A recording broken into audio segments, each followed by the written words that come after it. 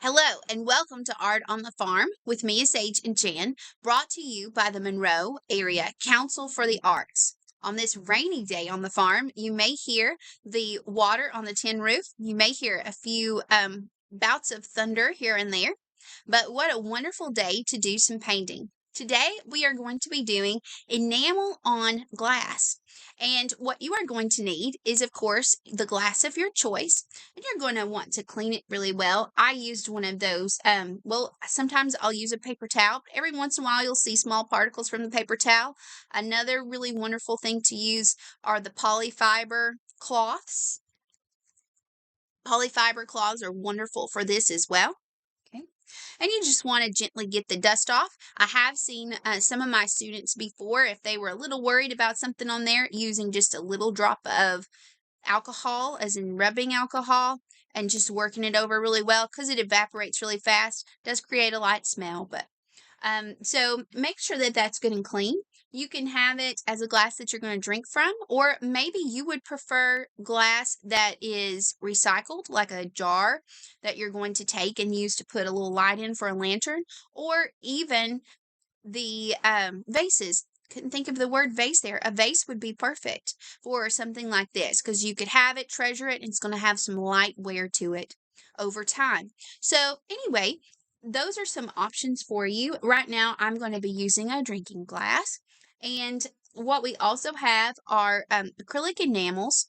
Now, if you are somebody and you're like, I'm just tipping my toe into the water, I'm really not sure if I like this or not, then regular old craft acrylic paints are going to be okay. Outdoor craft acrylic paint's going to be a little better, but that's going to be okay for what you're doing.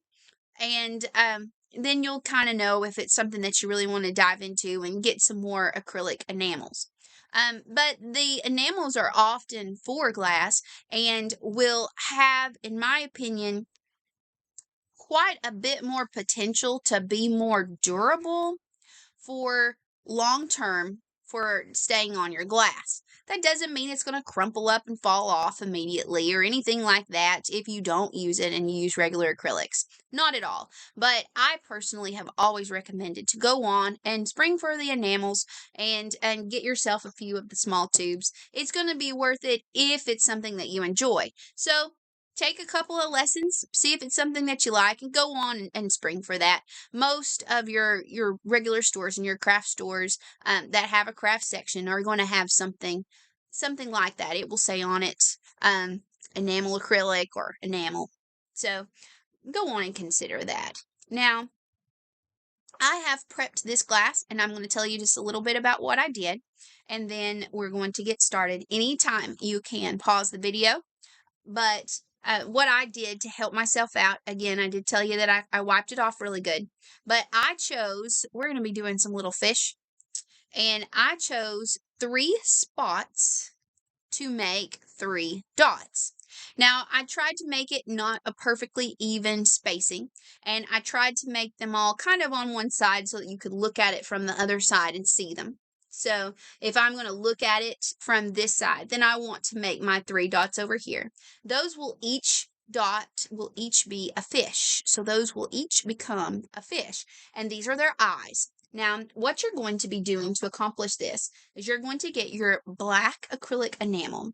You're going to use the holding end of your brush, okay? The holding end of your brush, and you're going to look for actually 2 different brushes. One needs to have a nice, just regular, small-ish holding end. And then you're going to need another brush.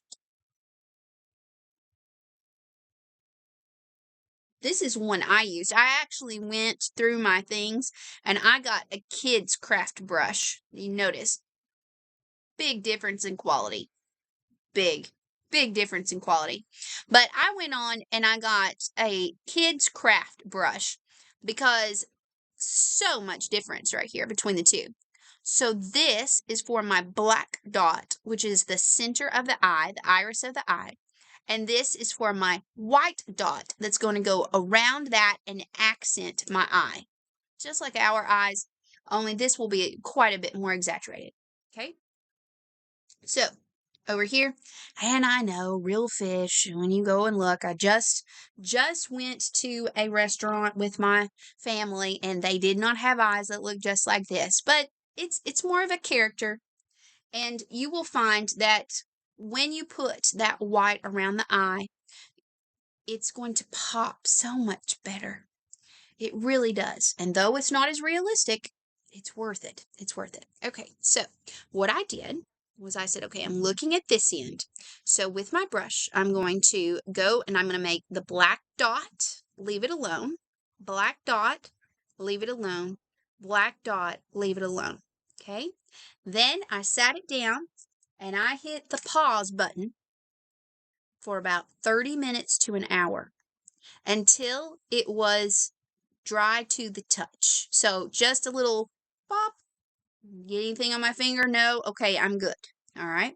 Then I used a light hand. Don't go pushing up against it because this acrylic hasn't had that much time to dry and you could start scratching on things. So light hand, nice and gentle. Ooh, or you could toss it like me. Excuse me, let me get that. Whoa. All right, let's try that again. Light hand, but not so light that you lose the brush. All right. So a light hand, you're going to take the holding end of this brush. Okay. You're going to be dipping that into your white acrylic. And then gentle, gentle, down, lift up. On the inside, you see both. Okay. Down, lift up with your white, down, lift up with your white. Okay. Then you have the eyes that really pop. Okay.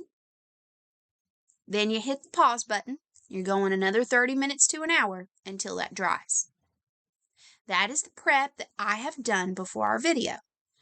Feel free to pause the video, get where you need to go, and then we'll move on forward. When you're ready to move on forward, this is what we're going to be doing. I'm going to take, and I have debated and debated on this, because these are so similar in size, and yet I've thought, it matters which one. Okay, so I'm actually going to go with the smaller of the two. I do like a flat brush, and for me, it's pretty similar to the length of my little pinky finger, or fingernail. Big difference. Similar to the end of my pinky fingernail. Okay, so I'm going to go with him. Also, if you learn from me very long, you'll learn that I love a nice flat angled brush. This one's not angled, but I'm going to love it anyway. Okay. Now you can also choose to add a little bit of white. It's going to give you just a little bit of variation to that color. It's going to make you look a little bit better than you are. If you choose to do that, then you just do just a little white with a lot of color. I didn't this time. I'm going to go solid. What we're going to do is around each of the eyes, we're going to do an offset oval. And try to make it good and solid, but try not to touch your brush to the glass that much. You're going, well, I have to get the paint on there. Absolutely. What will happen is if you look at it and you go, I don't know if that's solid enough, and then you actually work against your own self. So the theme for today is let it go, let it go. Okay, confidence, move on. Confidence, move on. That's something that you really have to have. You really have to gain that when you're working with acrylics and enamels on glass. Okay? You can always go back and add another layer, but I promise you're just working against each other if you keep on going. And look at that. He's already really showing up. Now, do it with your others, and you may want to have them at different angles. So I may have this little fella coming up here. Make sure that you get all the way around your eye. I got a little bold on that. That's what happens when you go talking and painting. Oh, he's going to be a biggin. See, I lost my confidence.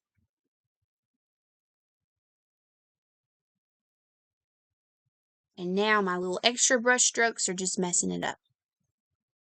Confidence and move forward. You can do it. You can do this. Okay. Now with our little last one, you need to kind of decide what direction he's going to go. So plan it out. Make sure you go around that little eye and then all the way down.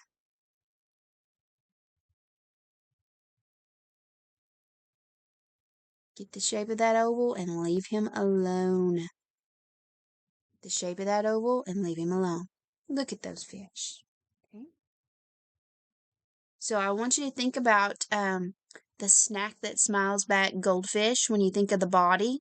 If you've looked at a goldfish lately because you've had any kids around you, you know that is a simple, simple, simple cracker. Very, very simple. Okay? There's no reason for us to get super elaborate for us either.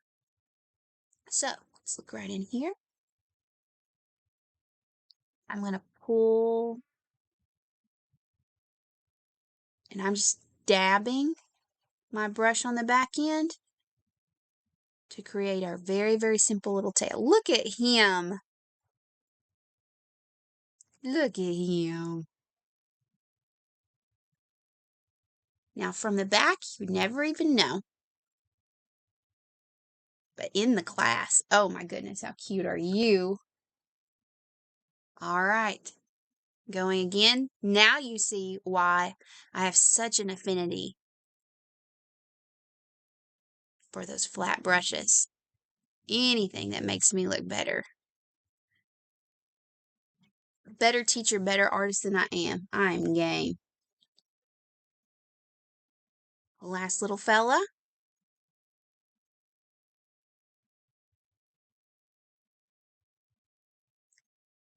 There we go.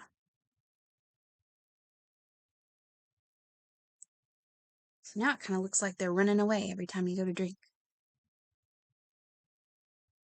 Very nice. So, the most difficult part is the part that you're about to have to do. And that is, you need to put it on a bookshelf, in a window, somewhere where you can look at it every day and say, oh my gosh, I'm so proud. That is so cute. But not touch it. Some of these bottles say to not touch it, to leave it alone to cure for as long as 30 days. I know, 30 days. 30 days. So, that's going to be a doozy. I'll just tell you. For my adults that are, or for my students that are adults and my students that are youth and kids, 30 days. Oh my goodness. Now, there are some recipes, cooking recipes for you to put it in the oven and to help it to cure and take up a little less time. Personally, I tend to not trust myself as much because I'm afraid that I'm going to get in a hurry and do something silly and messed up. But if you really are in a hurry because you want to do this for an event or you're wanting to do this for a specific purpose and you need to not wait that long, then go on and look into that. I trust it. I just don't trust me with it. Because I know myself. So I like to just go on and take it and put it somewhere to cure for 30 days. And that's going to be drying, from the outside of the glass down into the glass. And that's why they recommend it. So anyway, you'll notice as it's drying that it'll start with that kind of plasticky film, but then under it won't quite be ready yet. So you want to allow that whole process to happen. I hope that you loved painting with the enamel on glass here on Art on the Farm with Mia Sage and Jan. Brought to you by the Monroe Area Council for the Arts. Thank you so much for joining us. We will see you next time. Bye.